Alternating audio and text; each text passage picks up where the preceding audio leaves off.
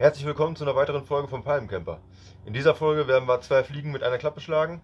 Wir bauen die Thetford Serviceklappe 6 ein und werden gleichzeitig hier den alten Parkrempler beseitigen. Ja, ich habe mir die Serviceklappe von Thetford bestellt bei Obeling. Werde ich euch mal in die Videobeschreibung packen.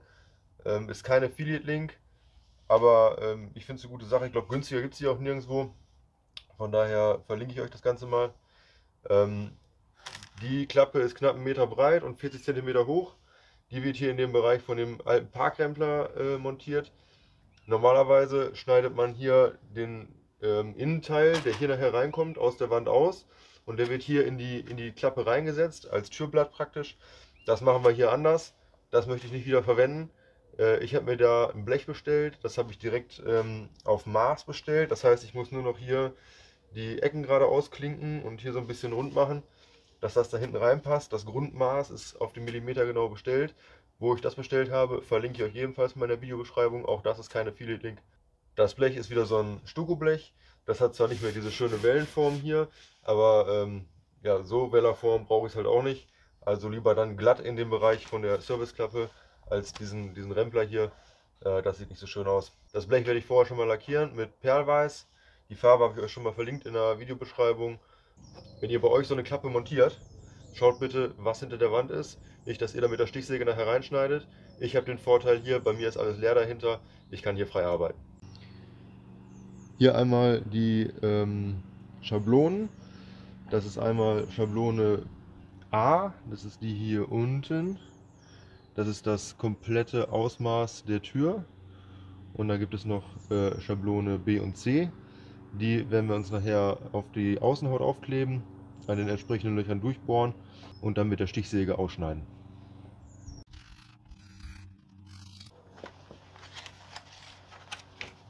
So, mit der Schablone A kann man jetzt ungefähr schauen, wo die Serviceklappe angebaut werden soll. Das ist so das Gesamtmaß inklusive der Blende nachher, also praktisch alles das, was abgedeckt wird.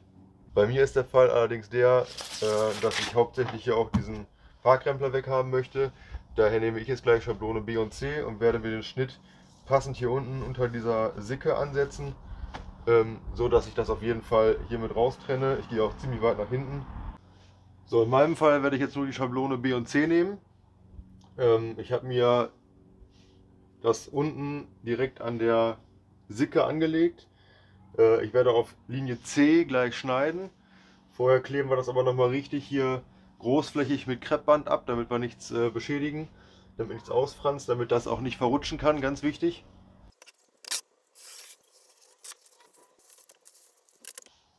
Ich habe jetzt hier alles großflächig abgeklebt mit Kreppband über die Linien. Die sind noch gut sichtbar. Im Normalfall würde man jetzt gleich den inneren Bereich B erst raustrennen, damit man das Türblatt nachher hat, was in die Serviceklappe in die Tür eingesetzt wird.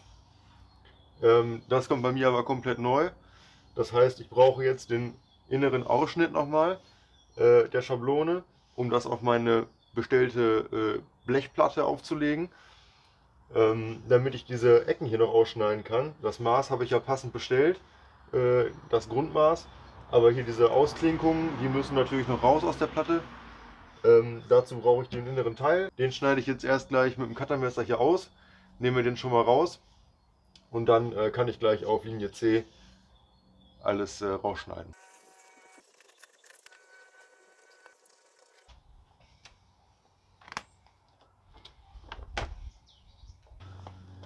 Hier kann man jetzt schön sehen, dass das bestellte Blech genau den Maßen entspricht von dieser inneren Schablone hier. Ich klinke jetzt die Ecken hier noch aus und dann kann ich das Blech erstmal lackieren. So, ich kann jetzt schon mal überprüfen, ob mein Ausschnitt hier in die Tür der Serviceklappe passt.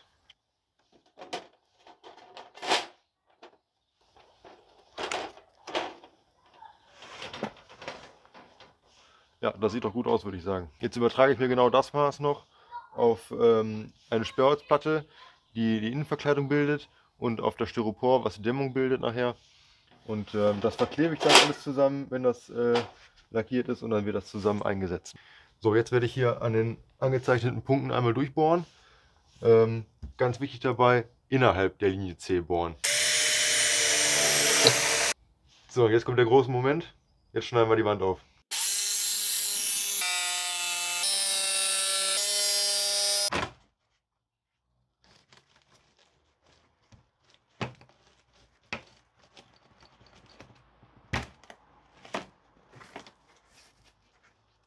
So, das Schlimmste ist geschafft. Jetzt entferne ich noch hier die Kreppbandreste und dann werde ich die Klappe zusammenbauen. Ich hoffe, dass der Lack schon getrocknet ist von dem Stuckoblech. Und dann können wir das Ganze gleich hier mit Dekasil einsetzen.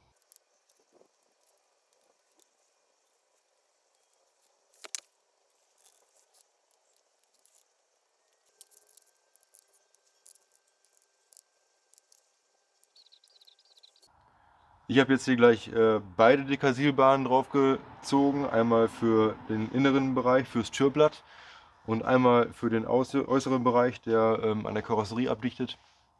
Einfach nur aus Zeitgründen, weil der Lack noch nicht trocken war auf dem Stuckoblech. Aber ich denke, jetzt ist es soweit. Jetzt setze ich das Blech hier oben rein und dann kommt eine Schicht Styropor oben drauf. Das Ganze werde ich verkleben mit Polyurethankleber. Und dann zum Schluss die HDF-Platte. Wenn das alles drin ist, kommt dieser Rahmen hier wieder oben drauf. Der fixiert das Ganze so ein bisschen.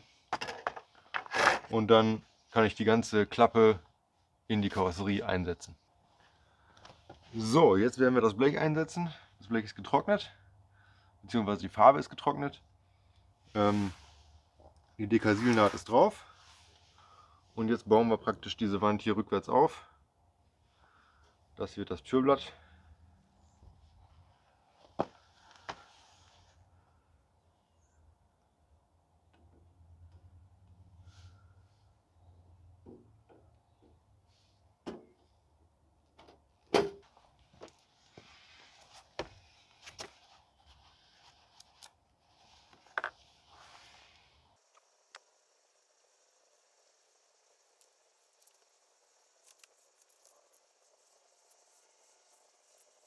Darauf kommt jetzt die Dämmung.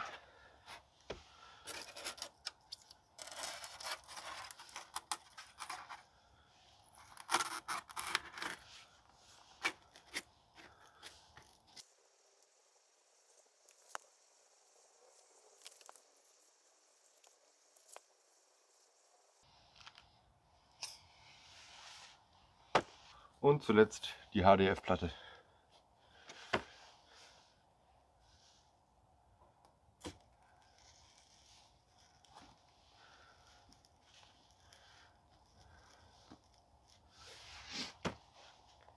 So, dann nehmen wir hier den Rahmen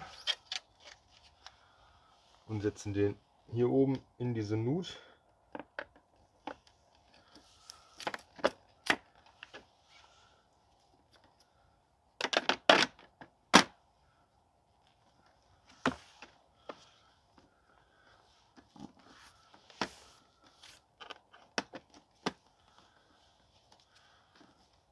So, das ist fixiert. Jetzt können wir die Sache so einbauen. So, jetzt ist der Moment gekommen. Die Klappe kann eingebaut werden. Es ist schon wieder dunkel geworden in der Zwischenzeit. Ich habe aber keine Wahl. Ich muss trotzdem weitermachen, sonst steht mir die ganze Karre hier offen über die Nacht. Das möchte ich natürlich auch nicht. Also Klappe jetzt noch reinbauen, alles festschrauben und dann mache ich Feierabend.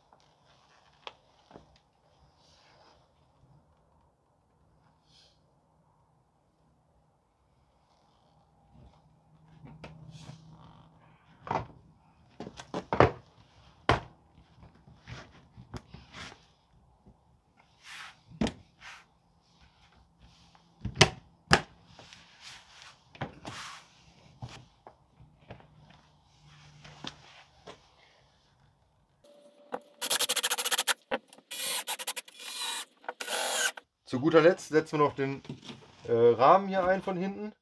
Dazu habe ich hier diese Klammern aufgedrückt. Die waren im Set mit dabei, zusammen mit den Schrauben. Und die pressen wir jetzt hier in diese Nut rein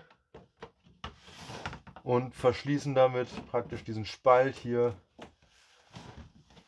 und sorgen für einen schönen Abschluss.